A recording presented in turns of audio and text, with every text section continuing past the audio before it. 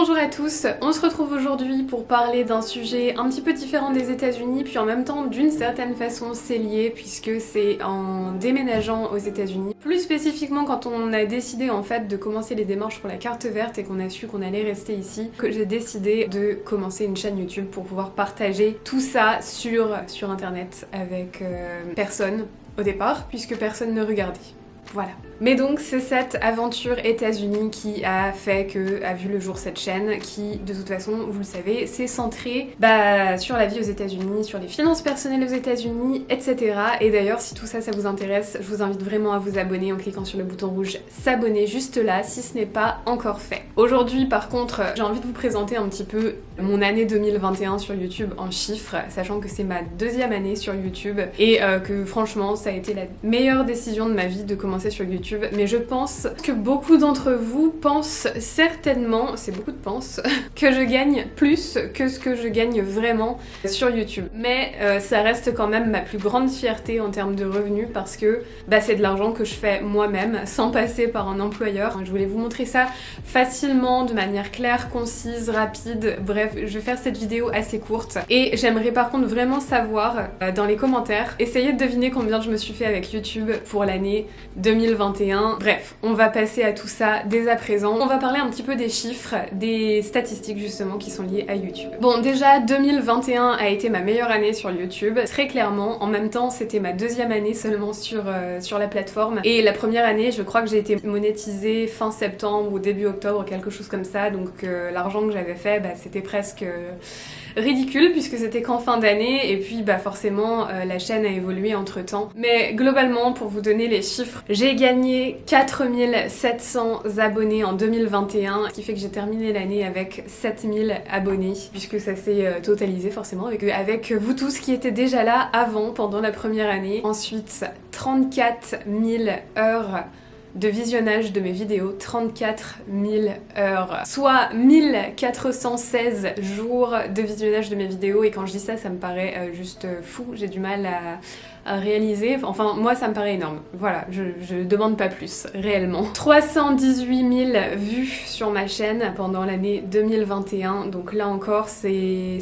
immense, sachant que là ma chaîne elle arrive globalement sur les 500 000 vues. Voilà, cette deuxième année a été fructueuse, pour dire les choses comme ça. Voilà un petit peu en analytique. Je voulais vous montrer aussi un petit peu le petit top vidéo dans cette année, et finalement ce sont d'anciennes vidéos qui sont un petit peu poussées en avant par l'algorithme YouTube. Ce ne sont pas les vidéos que je vous sors toutes les semaines qui font le plus de vues finalement, même si ça me fait un petit pic de vues le jour où ça sort, mais finalement les vidéos qui vraiment vont même rapporter le plus et qui vont faire le plus de vues, c'est d'anciennes vidéos qui sont poussées par l'algorithme et qui vont donc être vues beaucoup. On parle là notamment de la vidéo Te plairais-tu aux États-Unis, ou encore Déménagement aux USA, ou encore Le coût de la vie à Miami, qui sont vraiment des vidéos que j'ai faites la toute première année, donc en 2020. Et par exemple, Te plairais-tu aux USA a fait 22 110 vues sur cette année 2021, Déménagement aux USA a fait 12 089 vues, et Le coût de la vie à Miami a fait 10 980 vues. Mais voilà, ce sont vraiment toutes mes vidéos finalement de l'année 2020 qui sont mises en avant. J'ai aucune vidéo de l'année 2021 qui se retrouve dans ce top 10 des vidéos pour 2021. Ce qui explique qu'il y a vraiment avec YouTube un effet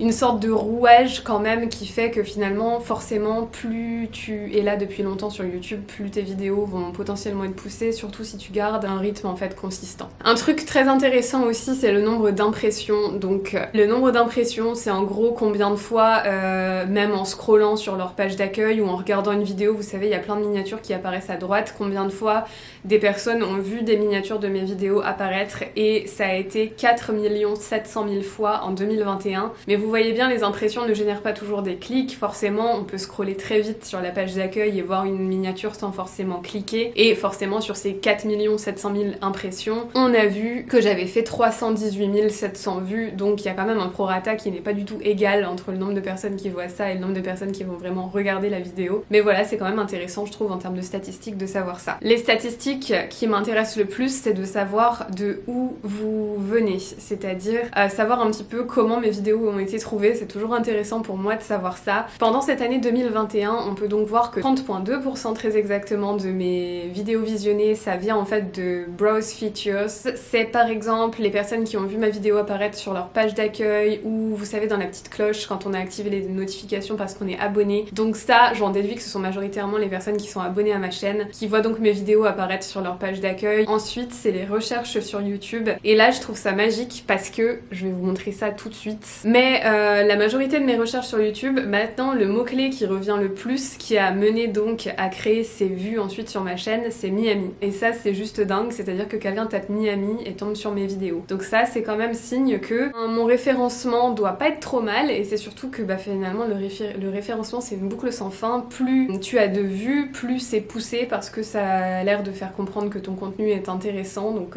voilà, plus de vues, encore plus de vues, encore plus de vues, bref. Ensuite, 22% de mon trafic vient des vidéos suggérées. Quelqu'un regarde une vidéo et voit des suggestions de vidéos et va cliquer sur cette vidéo en particulier. Mais là, c'est un petit peu trompeur, c'est-à-dire que ce sont des gens qui m'ont déjà trouvé la plupart du temps, puisque les vidéos desquelles me découlent des vues sont quasiment exclusivement toutes mes vidéos à moi, c'est-à-dire que quelqu'un regarde une de mes vidéos et va avoir envie de cliquer sur d'autres vidéos qui sont les miennes aussi. On va passer à la partie où on va parler argent, ma partie préférée, même si vous allez le voir, comme je vous disais en début de cette vidéo, je pense que c'est peut-être moins que ce que vous imaginez. On va en parler et puis on va voir. Il y a 3 sortes de revenus avec YouTube, si tant est que tu te lances dans ces 3 sortes-là. Mais il y a bien sûr les revenus des publicités sur YouTube, donc tu es payé par Google. Il y a les liens d'affiliation, par exemple, tu peux obtenir des liens d'affiliés par exemple avec Amazon. Quand je mets quelle caméra j'utilise dans ma barre de description, c'est un lien affilié, c'est-à-dire que la caméra vous coûte exactement le même prix, mais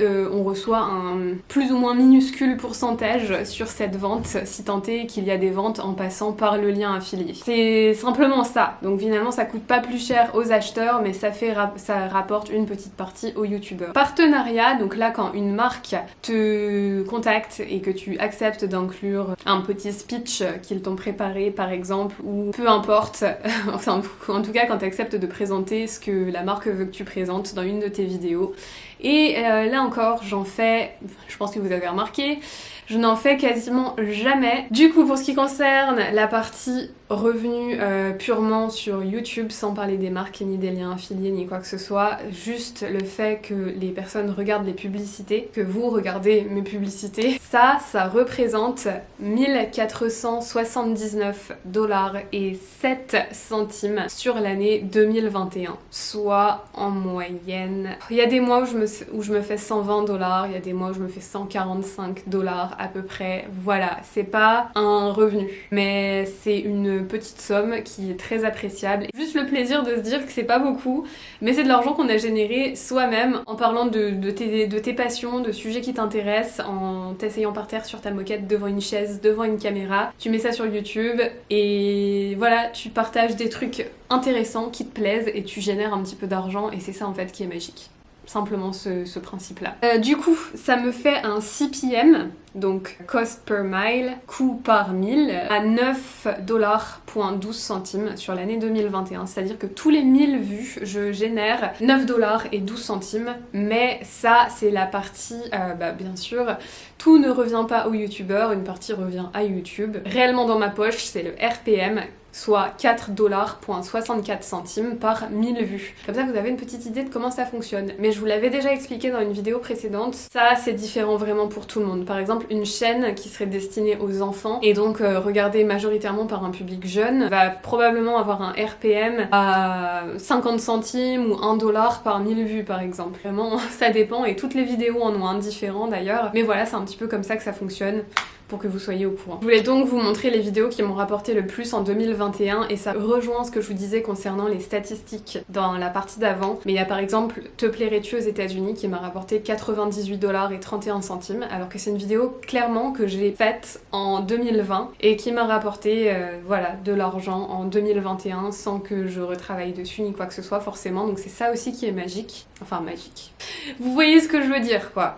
On peut produire un contenu et quelques années plus tard, je suis sûre que ça peut se mettre à décoller et puis à rapporter beaucoup comme ça sans trop de raison, mais voilà, c'est comme ça que ça fonctionne. Et toutes les autres vidéos qui sont dans ce top 5, bah voilà, 52 $ avec déménagement aux USA, carte de crédit 52 $ aussi, 10 erreurs à ne pas faire aux États-Unis 51 $, le coût de la vie à Miami 45 $, toutes des vidéos que j'ai faites en 2020, voire certaines au tout début de la création de ma chaîne. Étant donné que je n'ai fait qu'un seul partenariat en 2021 parce que, pour vous dire toute la vérité, c'est pas seulement le fait de les refuser les partenariats, c'est le fait que je suis une dinde royale, c'est-à-dire que pendant longtemps, aucune marque ne me contactait, donc je consulte très rarement mon adresse email qui me sert à gérer les demandes de partenariat. Et j'ai raté quelques opportunités, notamment une avec une marque avec laquelle j'aurais vraiment aimé travailler, ça m'aurait vraiment tenu à cœur, ça aurait été parfait pour ma chaîne. Donc je leur ai jamais répondu parce que j'ai réalisé que j'avais leur email très exactement un mois après l'avoir reçu. Donc j'ai honte et je ne fais plus jamais cette erreur. Je consulte ma boîte email bien plus souvent maintenant. Mais malgré tout, j'ai accepté qu'un seul partenariat l'année dernière parce que c'est le seul qui faisait du sens pour ma chaîne et c'était le seul qui m'intéressait réellement. Ce qui explique que je ne peux pas vous donner le montant pour mes partenariats parce que en n'ayant fait qu'un, ça vous donnerait le montant que j'ai eu avec ce partenariat très précisément, donc je ne peux pas vous dire ça. Les liens affiliés, par exemple Amazon, etc., ça me rapporte quasiment rien du tout. Clairement, j'ai fait 20 $ avec. Voilà. Donc allez, on va arrondir du coup que j'ai fait 1500 $ en comptant les liens affiliés avec YouTube. Et je vous laisse imaginer tout seul pour le vrai montant total. Les partenariats, une chaîne de la taille de la mienne, je vais pas vous dire le montant exact, mais je vais vous dire si c'est 2 chiffres, 3 chiffres, 4 chiffres, quel type de montant en fait on peut demander. Pour une chaîne qui fait la taille de la mienne, vous pouvez demander globalement, imaginez un montant à 3 chiffres. Je sais que c'est très large et en même temps de toute façon c'est très large tout court, selon la marque, selon ce qui est demandé très exactement, selon aussi, même ça dépend pas que de ton nombre d'abonnés, mais de ton nombre de vues, de l'engagement de tes abonnés, tout ça, tu peux demander un montant plus ou moins gros. Je vais pas parler plus longtemps et je pense que j'ai dit tout ce que j'avais à dire. Je vais vous souhaiter à tous une excellente journée et j'ai hâte de vous retrouver dans la prochaine vidéo. Bye bye à tous.